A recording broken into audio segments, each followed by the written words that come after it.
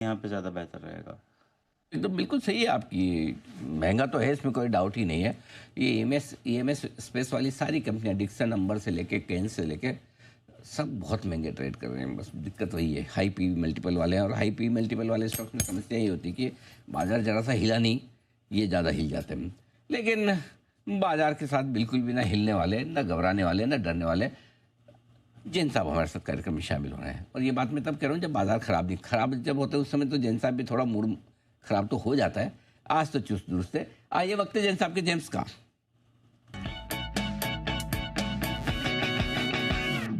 जैन साहब सुप्रभात, बताएं सर आज के लिए अपना gems very stock. Good morning Anil ji. देखिए थोड़ा तो मूड खराब होता ही है हाँ हाँ। क्योंकि मिड कैप स्मॉल कैप टूटते हैं और मिड कैप स्मॉल कैप ने बहुत ही बढ़िया बाउंस दिया। इनफैक्ट स्मॉल कैप इंडेक्स ने ऑलमोस्ट मतलब अपने 200 डेमास के नीचे डिसाइसिवली बंद होते होते परसों एक बढ़िया मार्केट में बाउंस दिया। फिर कल भी ठीक ठाक इसने अपनी क्लोजिंग दी और आज भी आउट परफॉर्म कर रहे हैं। रीजन भी है, it was under performing the large indices. In fact सारे इंडाइसेस बाकी मिड कैप हो या निफ्टी हो वो थोड़े ऊपर चल रहे हैं। बट मुझे लगता है कि स्मॉल कैप इंडेक्स में जबरदस्त माहौल बनेगा आने वाले दिनों में।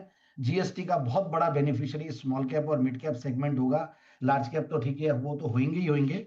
बट यहाँ पे मुझे बहुत सारी आइडियाज और भी नजर आ रही है। और आज एक जो स्टॉक लाया हूँ बहुत ही छोटा नाम है और छोटे नाम वाले ग्रुप को जाना जाए तो अतुल लिमिटेड की एक ओन्ड कंपनी है, अमल लिमिटेड, AMAL। अमल को मैंने पहले भी रेकमेंड किया हुआ है जैन साहब के जेम्स में और बहुत ही सिंपल कंपनी है। अमल का नाम देखें तो अमल, अनूप, अतुल, ये सारी कंपनियां इनके छोटे छोटे नाम वाली कंपनियां होती है। और अमल लिमिटेड AMAL मतलब अगेन ये कंपनी देखिए 1974-75 से कार्यरत है और इस कंपनी को पिरामिल ग्रुप ने प्रमोट किया था। फिर 1985-86 में इसको अतुल ग्रुप ने टेक ओवर कर लिया। तो स्ट्रॉन्ग जैन साहब फाइनल फाइनल कौन सा रखा है स्टॉक? अतुल, AMAL जो अनूप, स्क्रीन पे आ रहा अमल, था। अनिल, कौन सा है फाइनल? कौन सा है? फाइनली तो अनिल जी रहेंगे। अतुल जी, अतुल जी बोलो, अनिल जी। मेरे नाम का भी है कोई लिस्टेड? नहीं नहीं हो है, आपके नाम की भी एक लिस्ट होगी सर। होएगी हाँ, होएगी। अनिल एक शॉर्ट फॉर्म है अडानी न्यू इंडस्ट्रीज लिमिटेड का। और भाई साहब मैं क्लेम कर लूं अपनी प्रमोटरशिप। बाकी अमल लिमिटेड अनिल जी, AMAL हमारी जो पीसीआर टीम है, they are too good Anil ji, और उन्होंने एकदम सामने लाया। और इनफैक्ट देखिए नाम थोड़ा कम चर्चित होता है तो थोड़ा सा आप ध्यान से लीजिएगा और नीचे आने पे ही लेने का है। बट ओवरऑल कंपनी करती क्या है, पहले ये मैं बता दूं, बल्क केमिकल्स और उनके जो डाउनस्ट्रीम प्रोडक्ट्स है वो बनाती है और बहुत ही इनफैक्ट बढ़िया रिजल्ट्स आए थे, quarterly results. That is the reason why I am choosing it again. काफी इनफैक्ट 3-4 साल बाद ये मेरे वापस से रडार पे आया क्योंकि जून के क्वार्टर के रिजल्ट बहुत ही इंटरेस्टिंग थे और बहुत अच्छा टॉप लाइन बढ़ के आया, बहुत अच्छा बॉटम लाइन बढ़ के आया एंड मार्जिन भी अच्छे खासे बढ़ के आया। So that was the reason.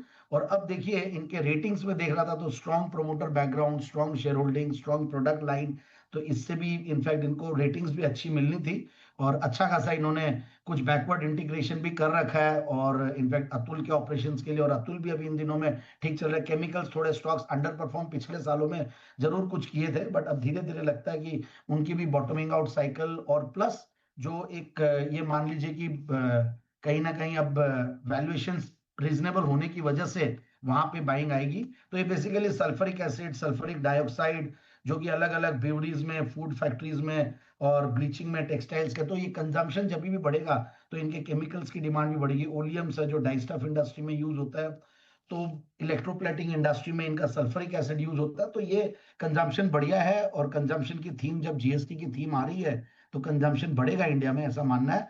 अब return on capital employed 36-37%, return on equity 35%, पिछले 3 साल में प्रॉफिट की कैगर तो देखिए एक्स्ट्राऑर्डिनरी 199%। बट अगर हम थोड़ा नीचे और जाए, 5 साल की अगर प्रॉफिट की कैगर देखें तो 27-28% है। सेल्स की ग्रोथ 32-33% है। तो इस तरीके के फंडामेंटल्स, पियोत्रोस की स्कोर जिसको मैं बहुत देखता हूँ, 8/9, which is again very good. और क्वार्टरली रिजल्ट जो मैं शुरुआत में कह रहा था, आप देखिए मतलब ऑलमोस्ट मतलब 1 करोड़ के नीचे का पैट था और अब 9.5 करोड़ का पैट पिछले 4 क्वार्टर्स हैज बीन एक्सीलेंट। मतलब 38 करोड़ का पैट टीटीएम बेसिस पे दिया है और उसके सामने हमें ये कंपनी कोई बहुत बड़ी नहीं दिख रही है। 1100 करोड़ की कंपनी है और ओवरऑल प्रोमोटर्स की अच्छी खासी शेयर होल्डिंग है। बट FIIs DIs कोई बहुत ज्यादा इसमें होल्ड नहीं करते हैं। बट प्रोमोटर्स का ऐसा नाम है तो उसके बाद वो नाम होता है नहीं होता बहुत फर्क नहीं पड़ता। सो आई फील कि स्टॉक को बिल्कुल इस लेवल पे लिया जाए और आराम से 934-35 के लेवल से यहाँ से 1050 1090 के टारगेट्स लगाए।